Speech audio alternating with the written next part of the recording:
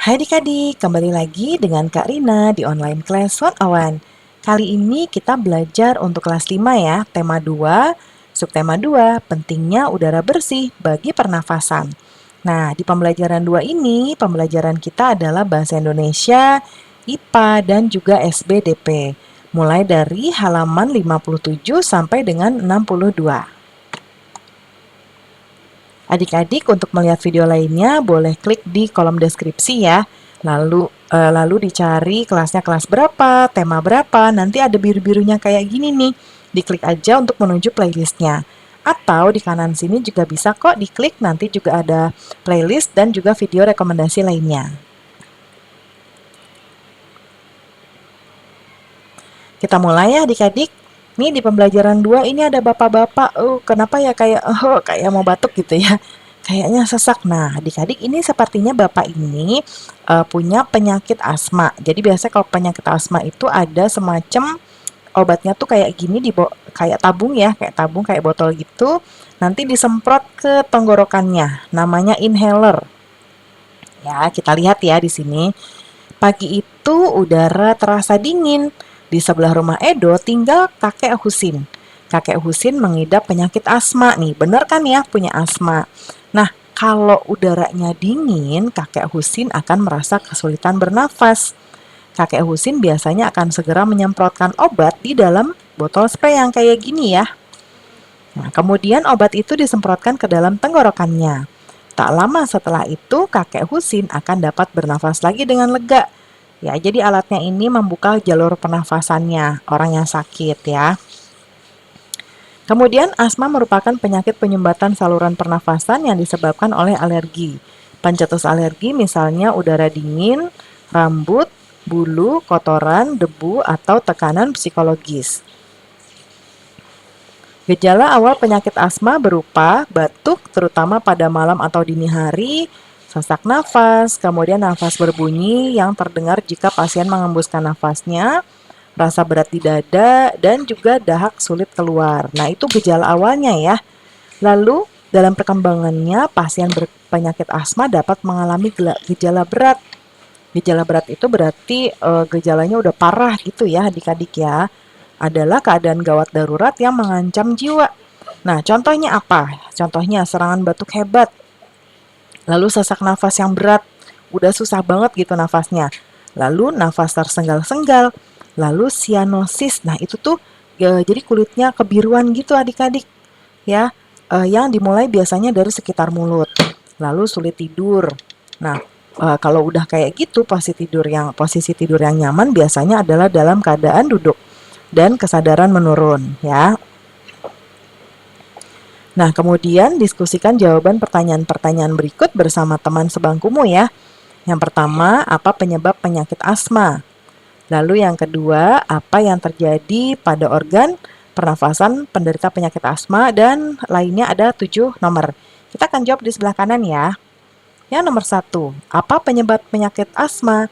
Nah, penyebabnya adalah alergi, misalnya udara dingin, rambut, bulu. Bulu tuh bulu kayak bulu kucing, bulu anjing, atau bulu kelinci, dan lain-lain ya, hewan biasanya. Kotoran, debu, atau bisa juga karena tekanan psikologis adik-adik. Lalu, apa yang terjadi pada organ pernapasan penderita penyakit asma? Nah, ketika terjadi serangan asma, maka saluran nafas akan mengalami penyempitan diikuti oleh penebalan dinding saluran nafas yang menghalangi jalan masuk udara sehingga penderita mengalami kesulitan bernafas, ya. Lalu yang ketiga, apa gejala awal penyakit asma? Gejala awal penyakit asma adalah sebagai berikut. Batuk terutama pada malam atau dini hari. Jadi batuknya tuh biasanya di malam atau kayak subuh-subuh dini hari tuh ya. Jam-jam 2 sampai jam-jam 5 gitu. Lalu sesak nafas atau nafasnya berbunyi kayak gitu ya. Gitu ya adik-adik ya, kayak ada ngik-ngik gitu nafasnya tuh kalau kedengeran kalau misalnya dia lagi nafas. Terus rasa berat di dada dan dahak sulit keluar. Yang keempat, bagaimana kondisi pasien asma yang mengalami gejala berat? Nah, kondisi pasien asma yang mengalami gejala berat adalah sebagai berikut. Yang pertama, serangan batuk hebat. Yang kedua, sesak nafasnya sudah berat. nafasnya sudah tersenggal-senggal. Tersenggal-senggal tuh kayak kayak kalau adik-adik abis lari ya, lari kencang, capek, terus abis itu kan, nah gitu ya, itu tuh tersenggal-senggal tuh kayak gitu. Kemudian ada sianosis atau kulit kebiruan yang dimulai dari sekitar mulut. Lalu sulit tidur, posisi tidur yang nyaman adalah dalam keadaan duduk. Kemudian kesadaran menurun ya. Kemudian mengapa pasien asma yang mengalami gejala berat harus segera mendapat perawatan? Karena gejala berat adalah keadaan gawat darurat yang mengancam jiwa adik-adik. Kemudian bagaimana posisi tidur terbaik bagi pasien asma yang mengalami gejala berat? Nah, posisi tidurnya tadi dalam keadaan duduk ya adik-adik. Lalu adakah anggota keluargamu atau orang di sekitarmu yang menderita asma? Jika ada, siapa namanya? Kalau Karina saat ini tidak ada ya yang menderita asma. Kalau ada ya adik-adik tulis aja misalnya namanya siapa gitu ya. Kemudian berikutnya, kamu telah mengetahui salah satu penyakit yang berhubungan dengan organ pernafasan. Sekarang carilah informasi mengenai penyakit lain yang berhubungan dengan organ pernafasan. Misalnya, influenza, bronkitis, tonsillitis, atau pneumonia. Ini juga terkait pernafasan pneumonia ya adik-adik. Nah, carilah informasi mengenai penyebab, gejala, dan pengobatannya. Lakukan secara berkelompok. Nanti tiap kelompok beranggotakan 5-6 anak ya. Tuliskan informasi yang kamu peroleh dalam bentuk bagan atau peta pikiran. Nanti hasilnya akan dipresentasikan pada pembelajaran 5. Ya, nanti dibuatkan adik-adik ya. Nah, ini tidak karena contoh kan karena tergantung adik-adik mau pilih apa, karena pilihannya banyak ya. Dan sekarang kakek Husin mempunyai cucu laki-laki seumuran Edo bernama Dani. Edo dan Dani sering bermain bersama. Siang itu mereka bermain menggunakan bola kecil. Setelah bermain, Dani mengajak Edo ke rumahnya. Di dalam rumah Dani, Edo melihat berbagai macam topeng. Kata Dani, topeng-topeng itu adalah properti tari. Ternyata kakek Husin dulu adalah seorang penari. Nah, ini contoh topeng-topengnya adik-adik ya. Topeng-topengnya ada yang serem kayak gini nih. Ya, ada yang lucu ya kayak gini lucu ya. Nah, bermacam-macam.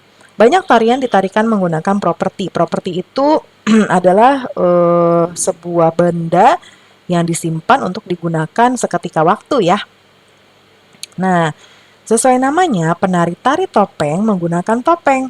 Gambar berikut ini menunjukkan salah satu contoh tari topeng. Penari pada gambar sedang menarikan tari klono topeng. Contohnya kayak gini nih pakai topeng adik-adik. Ya kurang lebih mungkin topengnya yang merah kayak gini ya. Tuh kayak gini ya. Terus berikutnya adakah tari lain yang menggunakan properti? Coba perhatikan adik-adik beberapa gambar berikut yang menunjukkan gerak tari menggunakan properti. Yang pertama tari piring nih ya. Lalu ini tari rangguk ayak. Ayak atau ayok ya? Nah, sekarang amati gambar dua tarian tadi, tuliskan nama-nama properti yang dipakai di gambar tarian tadi. Yang pertama nama properti di tari piring, yang dipakai piring nih ya. Ini nih piring. Piringnya dipegang lalu diputar-putar gitu, nggak jatuh, hebat ya adik-adik. Kemudian yang tari rangguk ayak rebana nih rebana ya adik-adik ya, nanti ditepuk-tepuk gitu. Berikutnya diskusikan jawaban pertanyaan-pertanyaan berikut di kelompok ya. Nah, yang pertama, apa yang dimaksud dengan properti tari? Tadi benda yang digunakan dalam melakukan gerakan tari sebagai pelengkap gerakan. Lalu yang kedua, benda apa yang dapat digunakan menjadi properti tari? Yaitu topeng, piring, rebana, kipas, dan selendang. Lalu, apa dasar pemilihan suatu benda digunakan menjadi properti tari? Biasanya berdasarkan tema tarinya. Contoh kalau tema tarinya seperti tadi nih yang agak serem topengnya. Ya, mungkin ini temanya tuh menceritakan tokoh seperti apa ya adik-adik kalau tokohnya serem gitu-gitu ya. Jadi tergantung temanya. Kemudian jadi harus menggambarkan makna tariannya. Misalnya tari topeng menggunakan properti topeng dan tari piring menggunakan properti piring. Apa fungsi properti tari? Untuk menyampaikan maksud dari tema dan gerakan tari yang dilakukan, ya. Kemudian berikutnya. Nah, Lihatlah pertunjukan tari menggunakan properti. Kamu dapat menonton langsung atau dari rekaman dalam VCD atau kalau sekarang kita bisa lihat dari Google atau YouTube ya adik-adik. Setelah menonton, jawablah pertanyaan berikut. Kita jawab di sebelah kanan. Ini Karina contohkan ya. Nanti adik-adik sesuai dengan tari yang adik-adik lihat.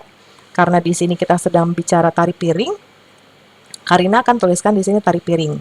Dari daerah mana? Dari Sumatera Barat. Propertinya apa? Propertinya piring. Menurutmu sesuaikah properti yang digunakan? Iya, sudah sesuai ya dengan tema tariannya. Kemudian berikutnya ini mencari gambar tari ya adik-adik ya. Nah, nanti dicari ini harus adik-adik lakukan sendiri karena nanti harus ada bentuk yang diserahkan ke Bapak Ibu guru ya. Jadi fotokopi gambar yang adik-adik sudah dapatkan bisa cari di Google, cari kata kuncinya misalnya tari yang menggunakan properti gitu ya. Kalau ketemu nanti di copy, ditempel. Nanti serahkan ke Bapak Ibu guru ya. Nah, dari kegiatan membuat clipping bersama teman-teman sekelasmu, pilihlah satu tarian yang menggunakan properti, belajar menarikan tarian tersebut. Mintalah bimbingan kepada guru tari di sekolahmu. Lakukan latihan dengan bersungguh-sungguh. Di akhir tahun kalian dapat mementaskan tarian tersebut ya. Nah, ada pertanyaan terakhir, apa akibatnya jika kamu menderita penyakit pada pernafasan? Akibatnya adalah akan merasa tidak nyaman karena kita bernafas itu untuk beraktivitas ya adik-adik ya. Kalau misalnya ada penyakit di pernafasan, kayak misalnya kayak nafas Karina kedengeran ya kayak gitu, kayak ngos-ngosan atau sering sering batuk gitu ya atau sesak ya dan mengalami kesulitan bernafas serta gejala-gejala lainnya. Lalu pertanyaan yang di bawah sini, apakah di lingkungan sekitarmu ada yang menderita penyakit pernafasan sejak lahir? Kalau ada, apa nama penyakitnya? Bagaimana cara mengobatinya? Nah, kali ini Karina akan mencontohkan ada misalnya ya. Ada nih ya yang menderita penyakit pernafasan. Nah, kalau di sini nggak ada, namun jika seandainya ada, maka cara mengobatinya adalah Karina contohkan kalau ada misalnya, yaitu melakukan pertolongan pertama dulu nih sebelum dibawa ke rumah sakit. Ya, misalnya untuk asma, pertolongan pertamanya adalah menyemprotkan inhaler dulu setiap 30-60 detik, maksimal 10 semprotan. Setelah itu langsung hubungi ambulan ya atau diantar ke rumah sakit. Nah, pembelajaran kita sudah selesai ya adik-adik. Terima kasih sudah menonton sampai akhir. Mohon dimaafkan apabila ada kesalahan dalam perkataan maupun dalam materi yang diberikan. Sampai jumpa di pembelajaran berikutnya. Dadah!